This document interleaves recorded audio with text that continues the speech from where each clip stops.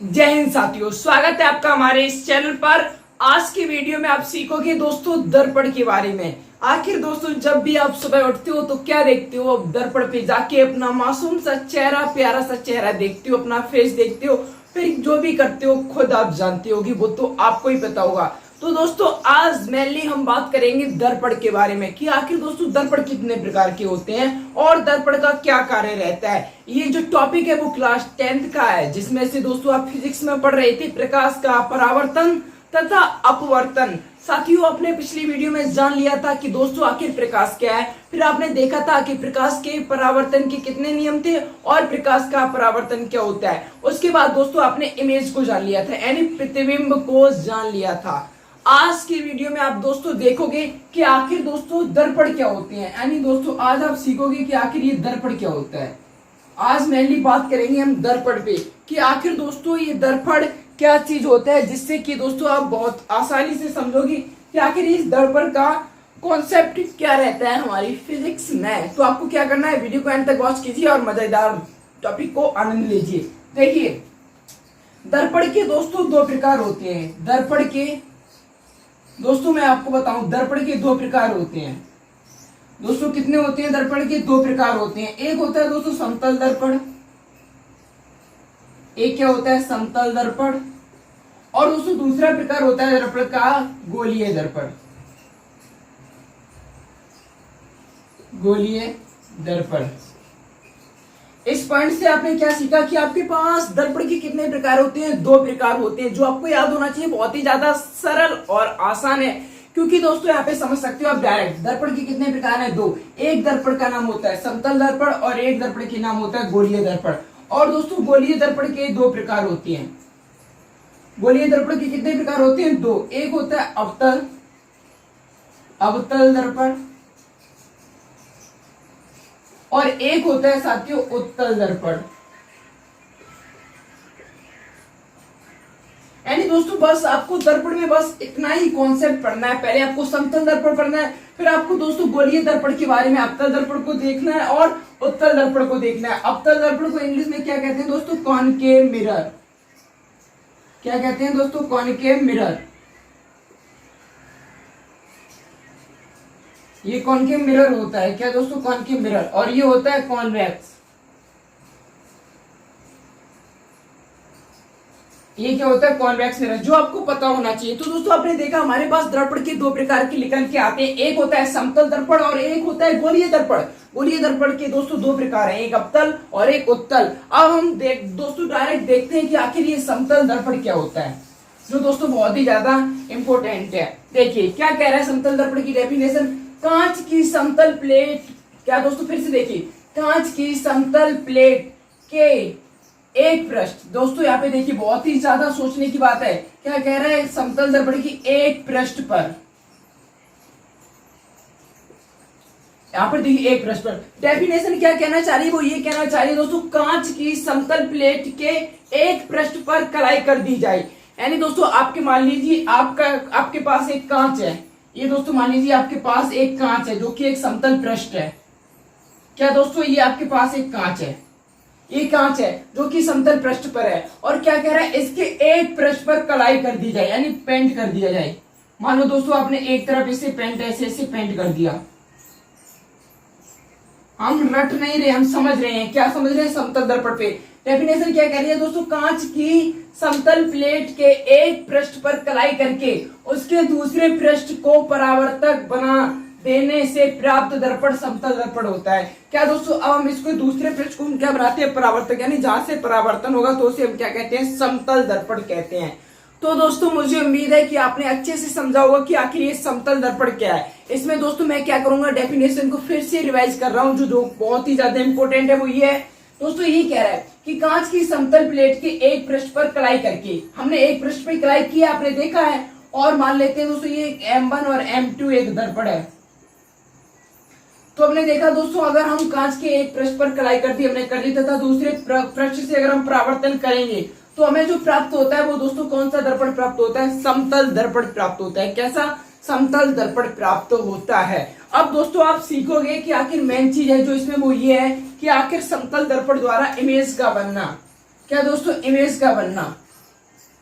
Image क्या होती है दोस्तों? प्रतिबिंब का बनना। किसके द्वारा? अब आप देखोगे कि आखिर ये आपका कौन सा दर्पण है दोस्तों? समतल दर्पण। समतल दर्पण, ये आपके पास कौन सा दर्पण है? समतल दर्पण। अब आप देखोगे दोस्तों इमेज, यानी जो आपके पास प्रतिबिंब है उसमें जो समतल दर्पण में प्रतिबिंब कैसा बनेगा। दोस्तों आप क्या करते होगे? आप सुबह सुबह उठते होगे, तो दोस्तों आप जब अपना फेस देखते हो, चेहरा देखते हो, अपने देह से देखो, ये लगा लिया समतल दर्पण। जब मैं दोस्तों यहाँ पर अपना चेहरा देखता हूँ तो मुझे इतनी दूरी पर एक दूसरा चेहरा दिखता है। देखा हुआ है ना, सबने तो अपना चेहरा देखा ही होगा, सचते हो ना। तो दोस्तों आप देखते हो कि मैंने ये दर्पण देखा और इसके जस्ट उतना ही मेरा उसके अंदर ही चेहरा है। तो क्या दोस्तों वास्तव में क्या आप शीशे के अंदर चले गए, यानी कि आप दर्पण के अंदर चले जाते हो? सोचो, नहीं जाते। तो वो आपका क्या है? प्रतिबिंब है। प्रतिबिंब है, कैसा है? प्रतिबिंब। क्या वो दोस्तों वास्तविक प्रतिबिंब है? नहीं। तो दोस्तों समतल दर्पण पे आप देखेंगे प्रतिबिंब का बनना, तो पहला पॉइंट लिख लीजिए, समतल दर्पण पे प्रतिबिंब। जैसे मान लीजिए ये एक वस्तु है, ये एक ऑब्जेक्ट है, ये ऑब्जेक्ट है जो यहाँ से दोस्तों 5 मीटर की दूरी पर है। 5 सेंटीमीटर लिख लो, कितनी दूरी पर है? 5 सेंटीमीटर। तो दोस्तों यहाँ से इसका प्रतिबिंब भी कितने सेंटीमीटर में बनेगा? 5 सेंटीमीटर पे। कितने सेंटीमीटर पे बनेगा? 5 सेंटीमीटर। अभी इसका लॉजिक क्या है वो सीखोगे। आप देख रहे हो दोस्तों कि समतल दर्पण द्वारा प्रतिबिंब का बनना। तो आपने देखा कि दोस्तों सुबह सुबह जब आप उठते हो तो आप दर्पण पे देखते हो कि आपको उसका क्या दिखता है? आपको अपना ही प्रतिबिंब दिखता है। तो वो क्या दोस्तों रियल प्रतिबिंब होता है? नहीं। कैसा होता है? आभासी। तो दोस्तों समतल दर्पण द्वारा बना प्रतिबिंब सदैव कैसा होता है? आभासी। प्रतिबिंब कैसा होगा दोस्तों? आभासी होता है। पहला नोट्स आपका यहाँ पे क्या निकल के आया कि दोस्तों समतल दर्पण द्वारा जो प्रतिबिंब बनेगा वो कैसा होगा? आभासी होगा। जो आप देख पा रहे हो यहाँ पे लिखा हुआ है। पहले मैं दोस्तों आपको यहाँ पे लिख दे रहा हूँ जो अच्छे से आपको सारे रूल दिखते रहे। पहला रूल क्या होगा दोस्तों? पहला रूल ये होगा कि आपके द्वारा समतल दर्पण पे जो प्रतिबिंब बनता है वो कैसा होता है? आभासी। आभासी होगा। कैसा होगा? आभासी। आभासी प्रतिबिंब क्या होता है? वहां पर जहां पर दोस्तों किरणें वास्तव में मिलती नहीं है, मिलती हुई प्रतीत होती है। कल की वीडियो में आपने सीखा था। दूसरी कंडीशन देखो दोस्तों, आप ये बताओ, आप दर्पण के 5 सेंटीमीटर दूर खड़े थे। क्या दोस्तों आप जो थे वो दर्पण से, मान लीजिए ये समतल दर्पण है और मैं इससे दोस्तों 5 सेंटीमीटर दूर हूं। क्या? अब मेरा जो प्रतिबिंब बनेगा वो इसके पीछे 5 सेंटीमीटर ही बनेगा। समझ पा रहे हो लॉजिक क्या है? कि दोस्तों मैंने मार्बल को क्या मान लिया? एक समतल दर्पण माना है। अगर मैं दोस्तों इससे 5 सेंटीमीटर दूर हूं तो जो मेरा प्रतिबिंब बनेगा इससे 5 सेंटीमीटर ही दूर बनेगा। जैसा कि दोस्तों आप इस डायग्राम में देख पा रहे हो। यानी दोस्तों प्रतिबिंब की लंबाई, यानी दोस्तों क्या होगा इसमें? वस्तु की लंबाई, वस्तु की दूरी होगी बराबर, यानी दोस्तों यहाँ पे अच्छे से लिख दे रहा हूं जो कवर हो जाए आपको। जो वस्तु की दूरी होगी, वस्तु की दूरी वो बराबर होगी दोस्तों इमेज की दूरी की। इमेज यानी प्रतिबिंब की दूरी के बराबर होगी। ये आपका क्या होगा? दूसरा रूल हो गया। दूसरा रूल क्या है दोस्तों? आपने देखा जिस प्रकार मैंने बताया कि अगर मैं इससे 5 सेंटीमीटर दूर हूं तो मेरा प्रतिबिंब भी इससे 5 सेंटीमीटर दूर ही बनेगा, यानी दर्पण के 5 सेंटीमीटर अंदर बनेगा। ठीक है, दूसरा ये हो गया। तीसरा पॉइंट देखो दोस्तों, और जो प्रतिबिंब आभासी होता है, जो प्रतिबिंब आभासी होगा वो सदैव सीधा बनेगा। मैंने क्या बता दिया? समझे हो? यानी दोस्तों कोई प्रतिबिंब बन रहा है, कोई इमेज बन रही है और वो आभासी है तो वो दोस्तों सदैव सीधी होगी। तो दोस्तों क्या आप समतल दर्पण द्वारा बना प्रतिबिंब सदैव कैसा होगा दोस्तों? सदैव सीधा बनता है, सीधा बनता है। सीधा बनने का मतलब क्या है दोस्तों? देखो जैसे मान लीजिए मैंने क्या किया था, पहले आप अपने से उदाहरण लीजिए। दोस्तों मान लीजिए आप अपना चेहरा दर्पण के सामने ले गए तो दोस्तों आपका चेहरा जो दिखता है वो सीधे, यानी जैसे आप खड़े हो पैर से सिर की तरफ वैसे ही तो दिखता है। ऐसा तो नहीं दोस्तों आपको दर्पण में आपके पैर ऊपर दिखते हो, सिर नीचे दिखता हो, ऐसा तो नहीं होता है। लेकिन प्रतिबिंब कैसा है? आभासी। तो मैंने सीधा आपको एक कॉन्सेप्ट बता दिया, आभासी प्रतिबिंब सदैव सीधा बनता है। कैसा बनता है? सीधा बनता है। जो आप सीख रहे हो कैसे? जैसे दोस्तों आप जब दर्पण देखते हो तो जैसे मैं इस टाइप से खड़ा हुआ हूं तो दर्पण में भी मैं दोस्तों इसी टाइप से खड़ा हुआ हूँगा। ऐसा तो होगा नहीं जैसे मेरा सिर नीचे कर दिया जाए, पैर ऊपर कर दिया जाए, ये सिस्टम तो रहेगा नहीं। तो समतल दर्पण में दोस्तों प्रतिबिंब कैसा बनेगा? सदैव सीधा बनेगा। क्या बनेगा? सदैव सीधा बनेगा। फोर्थ पॉइंट लिखो। फोर्थ पॉइंट क्या होता है ये बताइए। जैसे दोस्तों मान लीजिए मैं प्रतिबिंब पे खड़ा हूँ, बिल्कुल ये सामने जो मेरे सामने ये कैमरा लगा हुआ है, ये क्या है दोस्तों, मान लीजिए एक समतल दर्पण है। अब मैं दोस्तों अगर मैं अपना सीधा हाथ उठाऊं, मतलब राइट हैंड उठाऊं, तो उसमें दोस्तों वो अपना लेफ्ट हैंड उठाएगा। सोच रहे हो ना। अगर दोस्तों आप क्या करोगे, जैसे आप सुबह सुबह उठना और अपने गाल पे ऐसे करना, कसक के मत मारा, नहीं तो कुछ भी हो सकता है। तो जब आप ऐसे करोगे तो आपने सीधे हाथ से अपने गाल को मारा, लेकिन दोस्तों आपका प्रतिबिंब क्या करेगा, अपने बाएं हाथ से मारेगा। तो आप समझ रहे हो यहाँ पे चल क्या रहा है, दिशा क्या होगी, विपरीत। यानी दिशा जो होगी वो दाएं से बाएं, बाएं से दाएं होती है। तो मैं दोस्तों यहाँ पे डायरेक्ट लिख देता हूं, जो दिशा होगी वो कौन सी होगी, विपरीत। विपरीत दिशा कैसी होगी, विपरीत। तो दोस्तों ये 4 महत्वपूर्ण पॉइंट हैं। 5वां पॉइंट और सुनिए, जो कि बहुत ही ज्यादा मजेदार है। अच्छा दोस्तों, जब भी आप समतल दर्पण के सामने जाते हो, सुबह सुबह या स्कूल जाते समय या कहीं पार्टी जाते समय, तो आप अपना फेस जरूर देखते हो। क्या आपको अपना पूरा फेस दिखता है, मतलब क्या आपको अपनी पूरी बॉडी दिखती है, सिर से लेके पैर तक, या पैर से लेके सिर तक आपको अपनी पूरी बॉडी दिखती है। जैसे अगर मैं अपने सामने इस व्हाइट बोर्ड को समतल दर्पण मान लूं, तो क्या दोस्तों इसमें मेरी पूरी बॉडी आएगी, सोचो। तो दोस्तों ऐसा क्या होना चाहिए कि हम अपनी लंबाई कम कर लें। अपनी लंबाई तो तुम कम कर नहीं सकते। तो दोस्तों समतल दर्पण कितना बड़ा होना चाहिए जिससे कि आपका प्रतिबिंब पूरा पूरा दिखे। सोचो, मैं ये पूछ रहा हूं कि दोस्तों आप इमेजिन करो कि आप जब भी समतल दर्पण देखते हो तो आपका प्रतिबिंब कभी भी कंप्लीट नहीं दिखता, आधा दिखता है, आधे से ज्यादा दिखता है, आधे से कम दिखता है। तो दोस्तों आप ये लॉजिक बताइए कि आपका प्रतिबिंब पैर से लेके सिर तक दिखना चाहिए, तो दोस्तों समतल दर्पण कितना होना चाहिए। तो दोस्तों क्या होता है दोस्तों, समतल दर्पण की, जैसे मान लीजिए दोस्तों आपकी ऊंचाई 5 मीटर है, नहीं 5 मीटर नहीं 5 फुट मान लो। आप दोस्तों 5 फुट लंबे हो, क्या दोस्तों 5 फुट लंबे हो, तो दोस्तों समतल दर्पण होना चाहिए 2.5 फुट का। कितने फुट का, 2.5 फुट का, यानी दोस्तों 2.5 फुट का। मतलब ये है दोस्तों आपकी लंबाई का आधा समतल दर्पण होना चाहिए। अगर दोस्तों आप अगर 160 सेंटीमीटर के हो तो समतल दर्पण 80 सेंटीमीटर का होना चाहिए। कितना दोस्तों, 80 सेंटीमीटर का होना चाहिए। आप समझ पा रहे, यानी दोस्तों जितनी ऑब्जेक्ट की लंबाई होती है वो दोस्तों समतल दर्पण की आधी होनी चाहिए। अगर दोस्तों हम ये कह दें इस टाइप की, जैसे दोस्तों मैं ये कहूं समतल दर्पण की लंबाई बराबर क्या होगी, तो आप बताओ। समतल दर्पण की लंबाई, समतल दर्पण की लंबाई कितनी होनी चाहिए बताइए। तो मैंने बताया अगर दोस्तों ऑब्जेक्ट यानी जो वस्तु यानी जो आप हो वो अगर 20 सेंटीमीटर को हो, 20 सेंटीमीटर की हो, अगर दोस्तों ऑब्जेक्ट 20 सेंटीमीटर का है तो समतल दर्पण कितना होना चाहिए, 10 सेंटीमीटर का। तो दोस्तों समतल दर्पण कितना होगा, 10 सेंटीमीटर का। यानी दोस्तों आपकी लंबाई का जस्ट आधा होना चाहिए, आधा सेंट, मतलब कि दोस्तों अगर आप 80 की हो तो समतल दर्पण 40 का होना चाहिए। तो आपने सीख लिया कि आखिर हमें अपना प्रतिबिंब पूरा कैसे दिखेगा, मतलब सिर से लेके पैर से लेके सिर तक, या सिर से लेके पैर तक, कुछ भी कह लो, जो आपकी इच्छा। तो दोस्तों आपको प्रतिबिंब पूरा कब दिखेगा, जब आपकी लंबाई का आधा समतल दर्पण होगा। तो दोस्तों ये कॉन्सेप्ट रहा समतल दर्पण के बारे में। और साथियों समतल दर्पण के बारे में ऐसी कोई सी भी चीज नहीं रही है जो आपको ना पता हो। यानी दोस्तों जितना जो ये रूल रखे हैं आप लिख लीजिए। अगर इनको आप याद नहीं करोगे तो दोस्तों आप समतल दर्पण को अच्छे से डिस्क्राइब नहीं कर पाओगे। इसलिए दोस्तों आपने इसको याद करना चाहिए और लिखना चाहिए, और लिख लीजिए, नोट्स बना लीजिए। अगर आपको कोई प्रॉब्लम हो, अगर कॉन्सेप्ट कोई समझ में ना आया हो तो दोस्तों आप कमेंट में लिखिए, आपको जवाब मिल जाएगा। अब हम बात करेंगे गोलीय दर्पण की। तो दोस्तों आप इसको चाहें तो नोट कर सकते हैं या स्क्रीनशॉट ले लीजिए। तो दोस्तों हम इसको डायरेक्ट करते हैं साफ और हम चलते हैं अपने नए दर्पण की तरफ जिसका नाम होगा गोलीय दर्पण। तो दोस्तों गोलीय दर्पण में आपने क्या देखा, हमारे पास 2 दर्पण हैं। कितने दर्पण हैं, 2 दर्पण हैं। पहला दर्पण क्या होता है दोस्तों, पहला दर्पण का नाम है अवतल।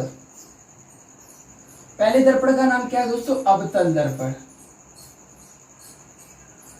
अवतल दर्पण। और दूसरा क्या है दोस्तों आपका उत्तल दर्पण,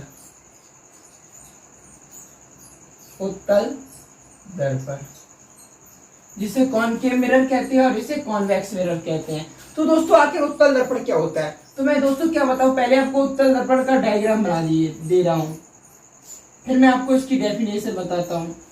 तो दोस्तों ये है उत्तल दर्पण का डायग्राम, दोस्तों अब मैंने उत्तल दर्पण का डायग्राम बना लिया, तो क्या आप परिभाषा बता सकते हो जिससे मैंने दोस्तों M1, M2 से रिलेट कर दिया। अब दोस्तों ये एक उत्तल दर्पण का डायग्राम है। तो दोस्तों उत्तल दर्पण की परिभाषा क्या होती है? जिसमें परावर्तन तल दबे हुए तल से होता है। क्या दोस्तों? जिसमें परावर्तन, उत्तल दर्पण वह दर्पण होता है जिसमें परावर्तन दबे हुए तल से होता है। ये तल देखो दोस्तों दबा हुआ है, ये तल क्या है दोस्तों? दबा हुआ है। ये तल क्या हुआ है? दबा हुआ है। तो दोस्तों इसमें परावर्तन होगा इस साइड से होगा, इस साइड से होगा। तो यहाँ परावर्तन कैसे होगा दोस्तों? इस साइड के। तो दोस्तों ये आपका दर्पण कौन सा हो गया? कॉनकेव दर्पण हो गया। क्या दोस्तों? कॉनकेव मिरर हो गया। क्या दोस्तों? Concave mirror. यानी दोस्तों आप समझ पा रहे हो कि ये जो सिस्टम है क्या हो गया? ये दोस्तों अवतल दर्पण हो गया। अवतल दर्पण। अवतल दर्पण कौन सा दर्पण होता है जिसमें दोस्तों अब आराम से सीखिए क्योंकि बहुत से आसान है। अवतल दर्पण वह दर्पण होता है जिसमें परावर्तन कैसे होगा? दबे हुए तल से होगा। परावर्तन कैसे होगा साथियों? दबे हुए तल से अगर परावर्तन हो रहा है तो वो दर्पण आपका अवतल है। कौन सा है? अवतल। और दोस्तों उत्तल जस्ट इसका उल्टा। ये दोस्तों एक अवतल दर्पण का, ये अवतल दर्पण का एक चित्र हो गया M2, M1। अवतल दर्पण में क्या होगा दोस्तों? उत्तल दर्पण में, ये उत्तल दर्पण का एक डायग्राम है। इसमें क्या होगा दोस्तों? परावर्तन तल उभरे हुए तल से होता है। यानी दोस्तों मान लीजिए परावर्तन इस टाइप से हो रहा होगा। इसमें दोस्तों परावर्तन किस टाइप से हो रहा है? इस टाइप से। मतलब देखो ये हिस्सा जो है उभरा हुआ, ये वाला धसा हुआ, लेकिन दोस्तों इस साइड से परावर्तन हो रहा है। किस साइड से? इस साइड से। तो आप समझ पा रहे हो दोस्तों आपके पास जो उत्तल दर्पण निकल के आया उसका परावर्तन कहां से होगा? उभरे हुए तल से होगा। परावर्तन कहां से होगा? उभरे हुए तल से होगा। वहीं अगर मैं बात करूं आपके अवतल दर्पण की, तो दोस्तों अवतल दर्पण में क्या होता है? परावर्तन दबे हुए तल से होता है। अवतल दर्पण में परावर्तन कैसा होता है? दबे हुए तल से होता है। अब हम देखेंगे कि गोलीय दर्पण के संबंधित मुख्य परिभाषाएं। साथियों मैं आपको सिर्फ अवतल दर्पण की बताऊंगा। क्या बताऊंगा? सिर्फ अवतल दर्पण की बताऊंगा। और दोस्तों सेम इसका उल्टा, मतलब उल्टा नहीं, जैसे मैं क्या बताऊंगा? आपको बताऊंगा गोलीय दर्पण द्वारा महत्वपूर्ण परिभाषाएं। क्या महत्वपूर्ण परिभाषाएं? तो दोस्तों मैं आपको किसके लिए बताऊंगा? अवतल दर्पण के लिए। किसके लिए बताऊंगा? अवतल दर्पण के लिए। और दोस्तों आपको क्या करना होगा? अब आपको ये करना होगा, उत्तल दर्पण की सेम ऐसे ही बना लेनी है, बिल्कुल यही रहेगा। दोस्तों अभी लाइट में कुछ प्रॉब्लम हो रही है, मैं देख रहा हूँ क्या प्रॉब्लम है, उसके बाद आ रहा हूँ।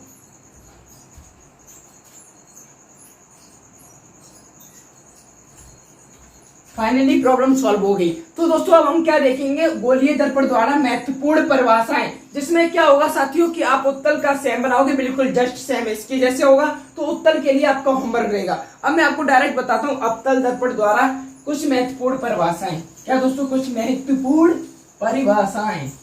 अब मैं ये महत्वपूर्ण परिभाषाएं क्यों पढ़ा रहा हूँ बताओ? किसी को पता है? किसी को पता है कि मैं ये परिभाषा क्यों बता रहा हूँ? वो इसलिए क्योंकि दोस्तों अभी आप पढ़ोगे कि वस्तु का प्रतिबिंब, मतलब कोई वस्तु फोकस पे रखी है या दोस्तों अनंत पे रखी है तो उसका प्रतिबिंब यहाँ बनता है। तो आखिर ये फोकस क्या है, ये अनंत क्या है, सब कुछ आप देखोगे इसी दर्पण द्वारा महत्वपूर्ण परिभाषाएं के जरिए। तो दोस्तों देखिए ये आपका क्या हो गया? एक अवतल दर्पण हो गया। ये क्या हो गया साथियों? एक अवतल दर्पण हो गया, जिसे मैंने क्या कर दिया? पेंट भी कर दिया। M1, M2 ये क्या हो गया दोस्तों? एक अवतल दर्पण हो गया। अब दोस्तों देखिए अभी मैं क्या लिख रहा हूं दोस्तों, आपको उससे कोई लेना देना नहीं है। अभी मैं सिर्फ आपको समझाऊंगा।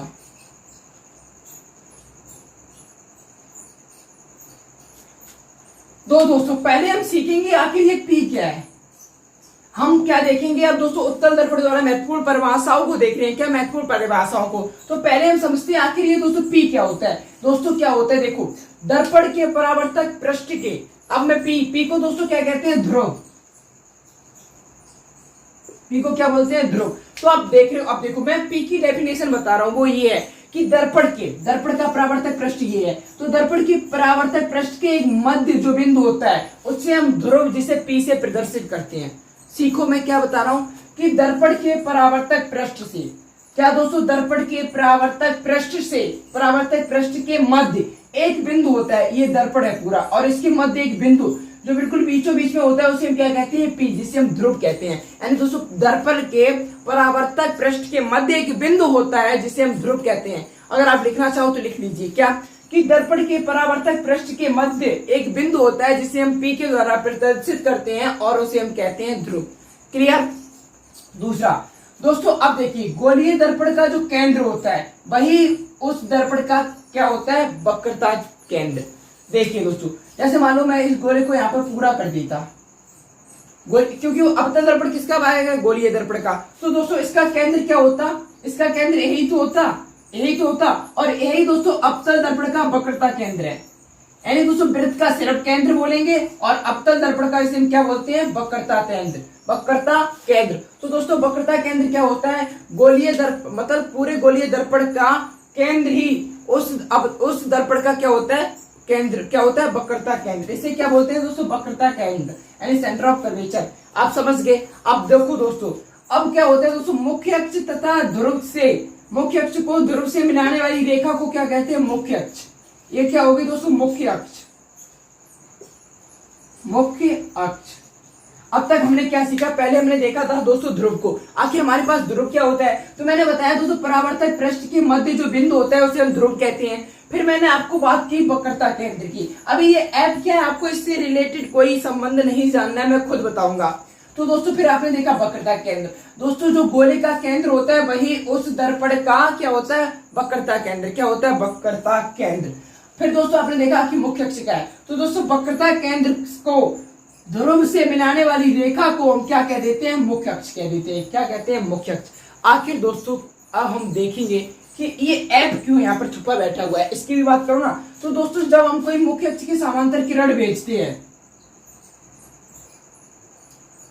क्या दोस्तों मान लीजिए मैंने जब कोई मुख्य अक्ष के समांतर किरण भेजते हैं तो वो परावर्तन के पश्चात एक मैंने इधर से भेज दिया, तो दोस्तों परावर्तन के पश्चात जिस बिंदु पर मिलती है वही उस दर्पण का फोकस होता है।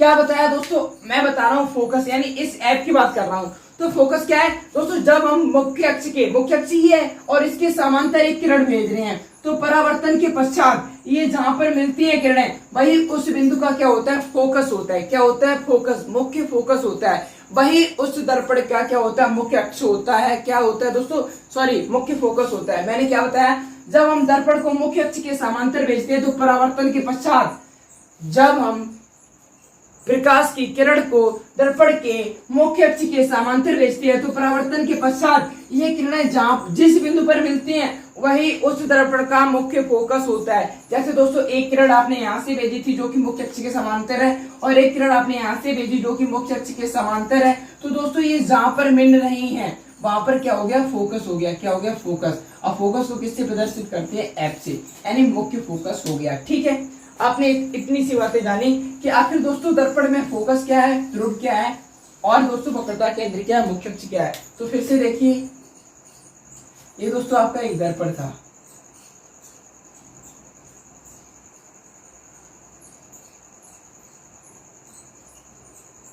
ये आपका एक दर्पण था। कौन सा दर्पण था, जल्दी बता दो कमेंट सेक्शन में। जो आपका ये दर्पण था कौन सा था, अवतल दर्पण था। कौन सा दर्पण था दोस्तों, अवतल दर्पण था।